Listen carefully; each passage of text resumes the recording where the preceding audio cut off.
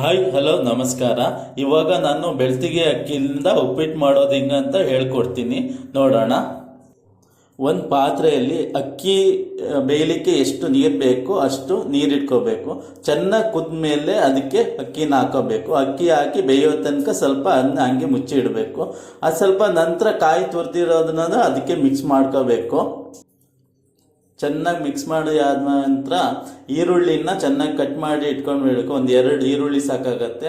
ಅದಕ್ಕೆ ಈರುಳ್ಳಿನ ಅದಕ್ಕೆ ಹಾಕಿ ಕ್ಲೀನಾಗಿ ಮಿಕ್ಸ್ ಮಾಡಬೇಕು.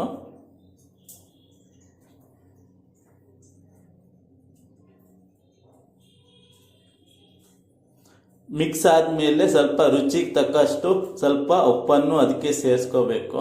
ಇವಾಗ ಸೇರಿಸ್ಕೊತಿದ್ದೀನಿ ನೋಡಿ, ಸ್ವಲ್ಪ ಸಾಕಾಗತ್ತೆ.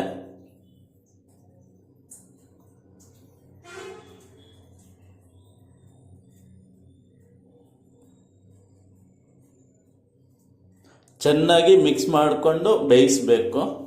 ಇವಾಗ ರೆಡಿ ಆದಂಗೆ ಆಯಿತು, ಅರ್ಧ ರೆಡಿ ಆಯಿತು. ಕ್ಲೀನಾಗಿ ಬೆಂದ ಮೇಲೆ ರೆಡಿ ಆಗಿರುತ್ತೆ, ಅಷ್ಟೇ, ಸಿಂಪಲ್ ಇದು.